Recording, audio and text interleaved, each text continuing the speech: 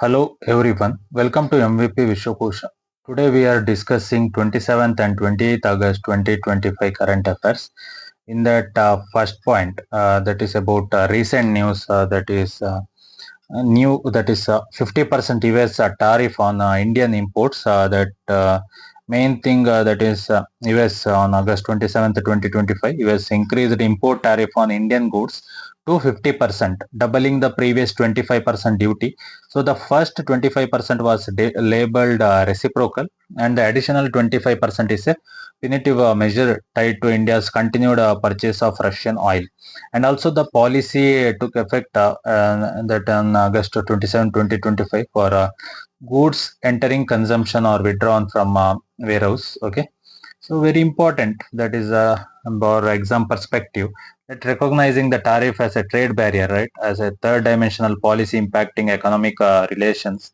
So in all that perspective, that you should know that 50% tariff imposition, and also analyze the economic, diplomatic and strategic impacts, and also the relate the issue to concepts like strategic autonomy, geoeconomy, diplomacy, trade, justice, and Indian export diversification and all. In this context, that is the US described that India's continued imports of Russian oil as undermining the Western sanctions regime against that is Russia, that is presenting a national security threat. Okay, and also the initial 25% reciprocal tariff began on that August 7, 2025, and the additional penalty was announced. Okay, August 6 with a 22 1 day window to negotiate. So all that some affected sector, that is labor intensive exports like textiles, gems, jewelry, carpets, furniture, and all, leather and apparel and all. Also, these goods account for about two-thirds of India's, that is $86 to 87 billion export to the US, which is nearly 2% of India's GDP. So some of the impact that projections forecasted export decline in named sectors up to 70% with the total US bound export drop of 43%. All that. Okay, and also Indian economic response. India extended the cotton import duty exemption by 3 months until December 31, 2025, and also government emphasizes on diversifying export markets, and also diplomatic strategic fallout. All that it is very important. Next point, that is about India's collaboration with the World Food Program.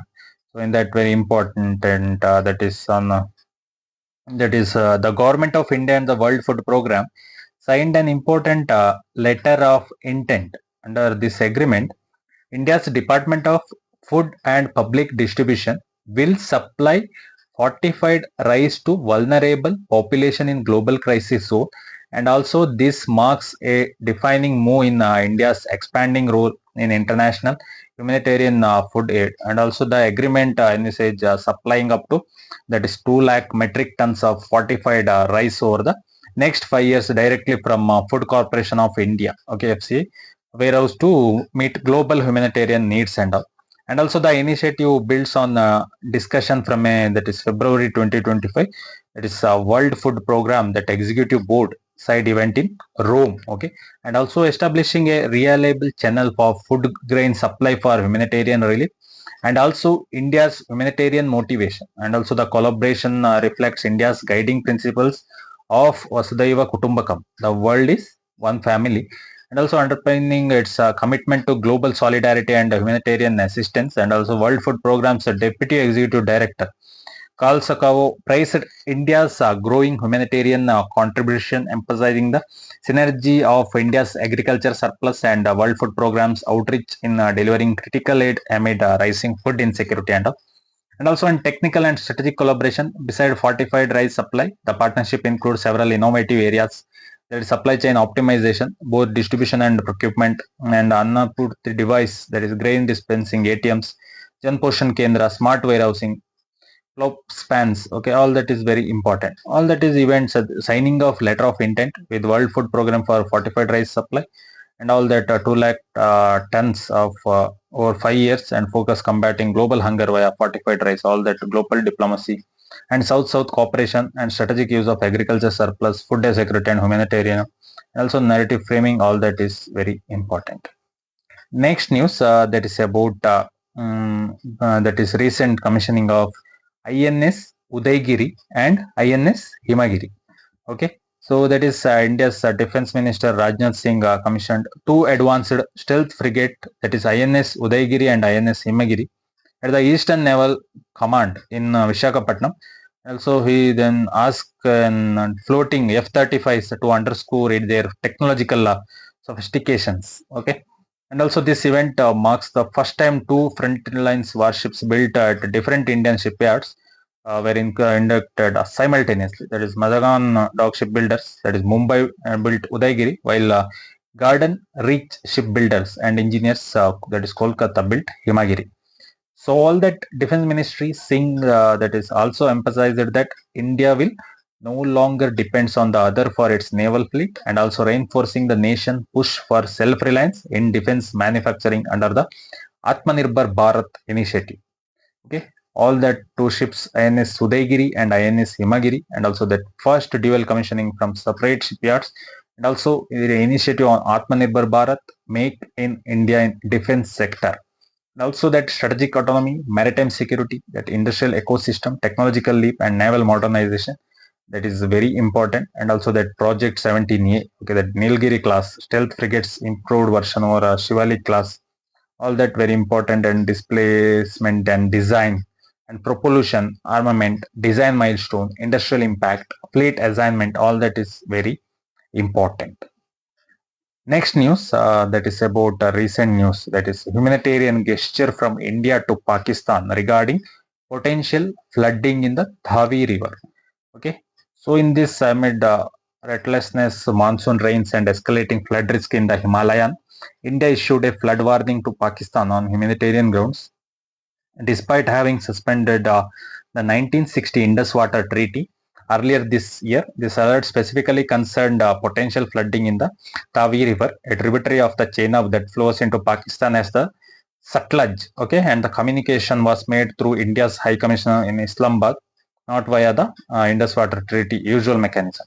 So the warning helped avert a disaster. More than that is 1,50,000 people were evacuated from Pakistan's Punjab region, potentially saving numerous lives, even as flood models predicted very high and exceptionally high levels in downstream areas. So in this context, that India release of dam waters following unprecedented rainfall triggered cross-border flood risk in Pakistan, compounding an already severe humanitarian situation. So all that this India issued flood warning to Pakistan for Tavi River is very important, and via the Indian High Commissioners bypassing the Indus Water Treaty, and also very important that first such diplomatic contact since April treaty suspension, and also over 1,50,000 evacuated in Pakistan. All that humanitarian diplomacy amid adversity, and also validity of international norms was realpolitik, and also climate vulnerability and transponder risk, symbolism and soft power. All that it is very important. Next point, that is about former President Trump threatening to impose a 200% tariff on China. That is, former US President Donald Trump stated that China must provide the United States with a rare earth magnet for face tariff as high as 200%. And also he emphasized this material strategic importance and implied the US held substantial leverage in trading negotiations. And also the rare earth magnet at issue are critical inputs for industries such as electronics, defense, and automotive. And also the warning came amid ongoing US-China trade tension and followed China's earlier restrictions on exporting several rare earth items. So very important that Donald Trump's that is that 200% tariff on rare earth magnets if China withholds supply, and also strategic leverage in trade response to China's export curbs on critical minerals, and all that strategic commodities and resource diplomacy. Okay, all that tussle underscores how critical minerals can become instrument of geopolitical influence, highlighting supply chain vulnerabilities, and also trade tensions and negotiation tools. The threat reflects a brinkmanship approach in US-China trade relation. It opens discussion on how economic pressure and threats of tariff are used as bargaining chips, and also technological sovereignty and national security, global supply chain resilience, soft power versus hard power in trade, tariffs as a form of economic all that. Okay, very important. Okay, that is the statement by Trump, 200% tariff threat, strategic supply on rare earth magnet on China. Next news that is regarding India's Ministry of Tribal Affairs seeking a separate enumeration of particularly vulnerable tribal groups in the 2027 census. Okay, so in this, the Ministry of Tribal Affairs has formally requested the Registrar General and Census Commission to plan for a separate enumeration of particular vulnerable tribal groups in the upcoming census exercise. Okay, that marking a possible first in census history. So currently, India recognizes 75 particular vulnerable tribal groups across 18 states and one union territory, Andaman and Nicobar Island. Okay, of these, only about 40 particular vulnerable tribal groups are already listed in as scheduled tribes under the President order and are therefore counted in the regular census. Rest often subgroups with the largest population are not distinctly enumerated, creating critical data gaps.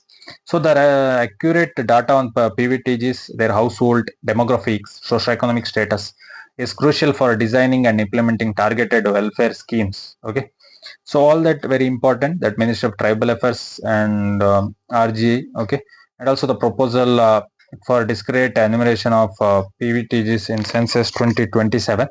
Okay, and also that is 75 particular vulnerable tribal groups across 18 states and one union territory. Okay, very important. All that data-driven policy for marginalized communities, intersection of census and social justice, institutional strengthening and historical context, all that is very important. And also for prelims mains perspective, that is prelims perspective, that is PVTG, separate counting, number of groups, rationally for data collection, all that is very important. Okay. Next news that is about the recent development in which Australia expelled Iran's ambassador. Okay, so in that, Australia has expelled Iran's ambassador, that Ahmed Sadeghi, and three more diplomatic staff following intelligence that linked to Islamic Revolutionary Guard Corps to two anti-Semitic attacks in Australia.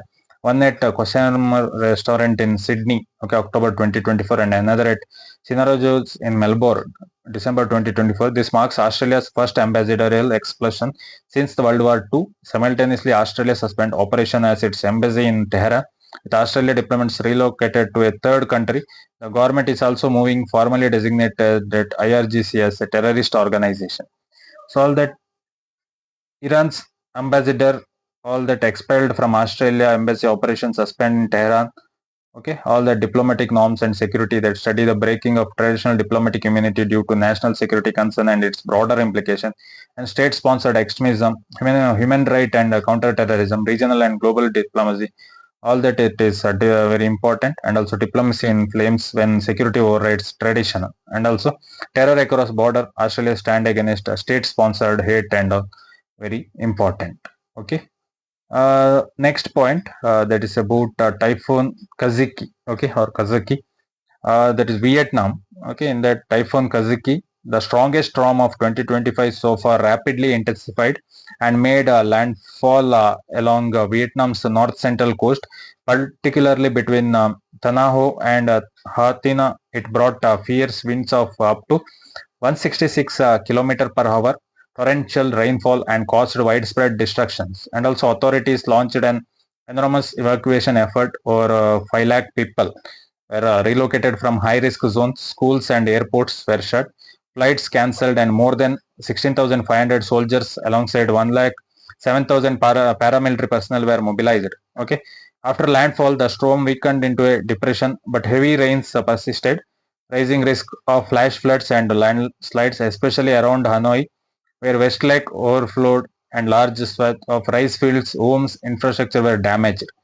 Okay, very important that typhoon Kazaki, strongest storm in Vietnam in 2025, winds up to 166 km per hour. Okay, it is landfall between Tha Ho and Ha Tina province. Okay, evacuation 5 lakh people, large scale mobilization of security force, affects flood in Hanoi, infrastructure damage, high preparedness. Okay, all that climate induced extremes, disaster management, agriculture and infrastructure vulnerability, urban flooding, all that is very important. Next point, that is about recent major investment. Okay, that is by Suzuki Motor Corporation in India. So that Suzuki Motor Corporation announced a massive investment of 70,000 crore, that is approximately $8 billion in India over the next 5 to 6 years. This announcement was made by that is Toshiro Suzuki, president of Global Suzuki, following the launch of its first battery electric vehicle, the EV Vitara, produced at the Gujarat facility. India is being positioned as the global hub for Suzuki's electric vehicles production, with plan to export to over 100 countries. The Gujarat plant is projected to evolve into one of the world's largest automobile manufacturing center with an annual production capacity of 1 million units. Okay. And also the investment will strengthen EV ecosystem development, increase manufacturing capacity, introduce new models and support clean mobility goals aligning with India's Make in India and Green Growth Initiative. So all that Suzuki Motor Corporation Japan that announced a 70,000 crore investment in India over 5 to 6 years to expand EV and manufacturing capacity global export. Gujarat facility planned capacity of 1 million units per year. India's as EV export hub aligning with Make in India and clean energy goals. That is very important. That exam perspective, that is industrial development and strategic autonomy, EV transition and green mobility, public-private energy, employment, regional development, okay, and also global economic diplomacy. All that is very important. That is about rupees 70,000 crore investment, EVTARA launch, EV hub, and 1 million capacity goal. Okay. Next news, that is about recent news in Jammu Kashmir, Doda district. Okay. That is cloudburst. Okay, a massive cloudburst occurred in Charunalla area of Balaisa in Doda district. Okay, that is Jammu and Kashmir. Okay, that is it triggered violent flash floods and landslides, caused widespread destruction and led 3 confirmed death. The Jammu-Srinagar highway critical communication route was also forced to shut down. Also, the disaster raised alarms as water levels in the Tawiriver approached danger threshold, promoting urgent alerts for local population. Earlier flash floods and landslides near the Vaishnava Devi shrine increased the overall death toll in the region, with total casualty reaching 38 in Resi and Doda districts. So all that Doda district, all that region, Jammu and Kashmir cloudburst induced to flash flood and landslide casualties and impact, okay, disruption and all. And also climate change and mountain hazardous disaster preparedness response, connectivity and strategic importance, infrastructure that is cross running past disasters, all that past massive cloudburst events, all that, okay, Kistawar tragedy, all that Jammu Kashmir that demand long-term structural mitigation strategies. Okay, all that is about and also that Tawiriver alert, all that is very important. Okay, that is about last news, Jammu Kashmir Doda cloudburst. Okay, that is about 27th and 28th August 2025 current affairs. Thank you. Support me for further videos so that I can analyze all the topics required for UPSC and all competitive exam. Thank you.